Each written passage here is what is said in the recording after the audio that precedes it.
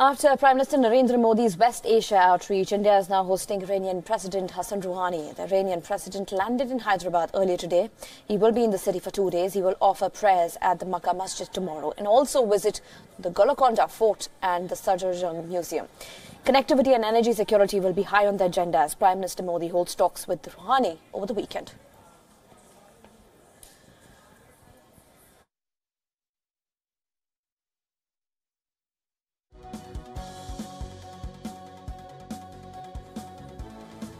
Most world leaders who visited India in recent years chose to begin their visit outside national capital New Delhi. Now, President Hassan Rouhani of Iran is no different.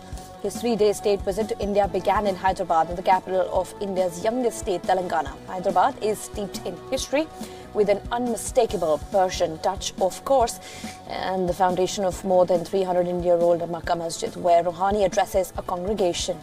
It was laid by the Qutb Shahi rulers of Iranian descent.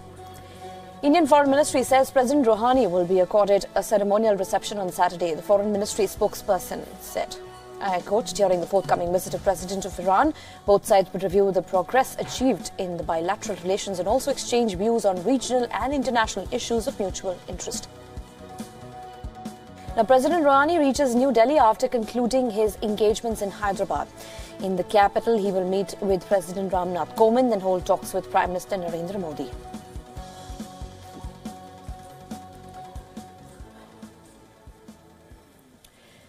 Every which one looks at it, Rouhani's visit to India is significant from India's perspective. It signals New Delhi's intent to pursue ties with Iran independent of other countries in the region and beyond. And in spite of competing pulls and pressures, also it comes at a time when the proxy war between Israel and Iran is manifesting itself in multiple theatres across West Asia. WION's Ramesh Ramachandran breaks it down for you in the next report. Take a look. More than outcomes, it is the symbolism attached to Rouhani's visit to India that is significant. Here is a president who is persona non grata in some countries, such as the United States and Israel. Israel views a nuclear Iran as an existential threat, and President Donald Trump of the US has threatened to pull out of the Iran nuclear deal and impose more sanctions on Tehran. Prime Minister Narendra Modi has invested a great deal of time and energy in strengthening ties both with the US and Israel, but yet has signaled his intent to engage Iran.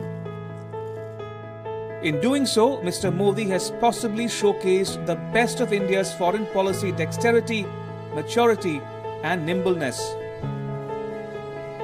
The visit assumes significance in a regional context too. For one, Israel and Iran have been and are at loggerheads. Their proxy war has manifested itself most recently in Syria after Israel shot down an alleged Iranian drone that entered Israeli airspace, and Syrian forces retaliated by bringing down an Israeli military aircraft. Both Iran and Russia support the government of President Bashar al-Assad of Syria, but Israel fears a so-called Shia arc of influence at its doorstep, extending from Iran via Iraq and Syria all the way to Lebanon. The messaging is clear. India will independently pursue ties with most countries of consequence in the Arab world and the Persian Gulf. In recent months, India has straddled competing narratives or interests in West Asia with finesse, be it the Israel-Palestine conundrum or the Saudi Arabia-Iran rivalry for regional supremacy. If Modi became the first Indian Prime Minister to visit Israel in July last year, he also made it a point to visit Palestine on his most recent West Asia swing. He visited Sunni Saudi Arabia and Shiite Iran in 2016 and travelled to the United Arab Emirates and Qatar too. He has also hosted a number of West Asian leaders in New Delhi. Later this month, King Abdullah of Jordan is expected to visit India. So, is India finally beginning to get its act together insofar as West Asia is concerned?